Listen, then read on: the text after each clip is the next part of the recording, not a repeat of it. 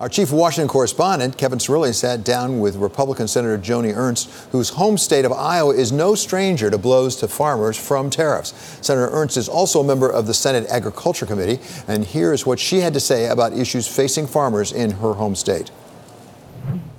All across America, some of our distressed communities were identified as low-income census tracts, and they were nominated by their mayors and their governors as areas of opportunity for investment. And so through this brainchild of Tim Scott's, what we decided was to take those capital gains from private investors and give them the opportunity to invest those capital gains in those opportunity zones, thus deferring the capital gains taxes for a longer period of time. So long-term investment, private capital invested, private dollars, and then boosting those distressed areas, providing opportunity. It's that juxtaposition of public-private partnerships, and it impacts not only urban communities, but also rural communities that, quite frankly, have a harder time attracting some of that outside investment, no? You bet, of course. So what we were able to experience, especially in Iowa, 62 different opportunity zones identified, many in the rural areas, some of those in our metro areas, but it is an opportunity then to take those capital gains, invest them in distressed areas. It can be rehabbing old buildings, it could be building new buildings, it could be putting in high-speed internet services, which are really important to rural areas. Whatever it might be, what we want to see is a renaissance occurring in some of these distressed areas. What's the timeline in terms of getting the money?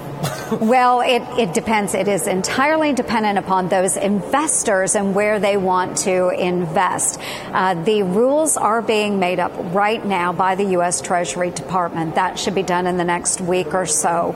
The opportunity zones have already been decided across the United States. The legislation is in place, but what we need are private investors to step up and say, you know, I am going to have these capital gains when I sell XYZ business. I would like to reinvest that in a distressed area and help that community out. It's a great tax incentive for those investors.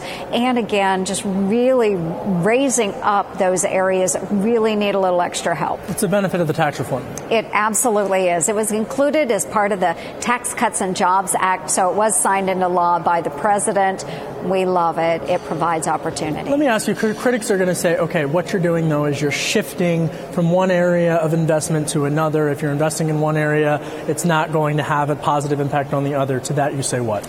I say that this is a great opportunity, again, to see those private dollars invested where it will do the most good, and that's in those challenged areas. Hopefully helping out entrepreneurs, helping create employment opportunities that didn't exist previously. I think it's going to be great for our economy. I want to talk trade, but I want to ask one more question on this. And we were talking about this a little bit earlier about rural communities having some of the same economic hardships as what urban communities face as well. You bet. And I am excited because I come from a very rural area, and there was an opportunity zone approved in a community just south of where I live. So I was really excited to hear about that. There are some wonderful old buildings in this community that now possibly could be rehabbed and made into new and exciting businesses. Trade. Yes. Where are we on trade? I know you're hearing a lot about this from farmers in your state. I know you've expressed concerns in terms of the negotiations. Big meetings on trade. European Union officials visiting the White House tomorrow. What do you hope President Trump does? Well, I hope that we can work with the European Union, especially in my case, pushing ag commodities into the EU. We would love to see them purchasing more of our soybeans, our corn, our beef, our pork, because those are the commodities that have been really challenged by the retribution coming and retaliation from the tariffs that we have put on the Chinese and others.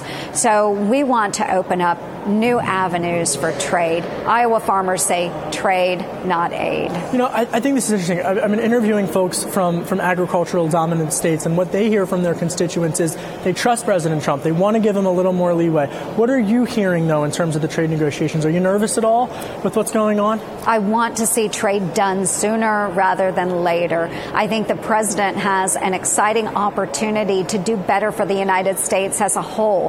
But what happens in the meantime with the retaliation is that farmers are caught in the crosshairs. We don't want that. We don't want to see our young farmers go out of business. We don't want to see those beginning farmers not able to make it through the fall. So we have to provide opportunity. And again, that's by opening up new trade, new markets, new areas of opportunity. Switching gears, ethanol. I know that there is what's the latest in terms of what's going on at the EPA? Obviously, you're one of the leading lawmakers on that. Ethanol, huge to Iowa.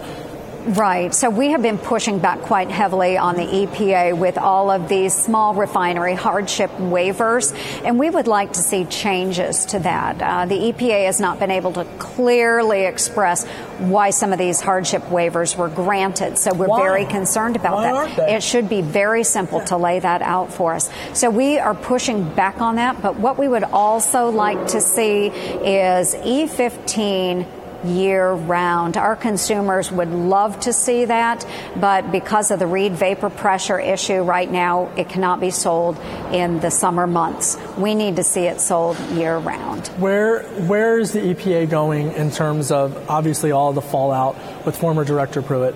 Where is it going? Do you think it's now finally headed in the right direction, or do you still have some concerns? I still have some concerns, and that's yet to be seen what direction they go. I want to see a commitment to upholding the law.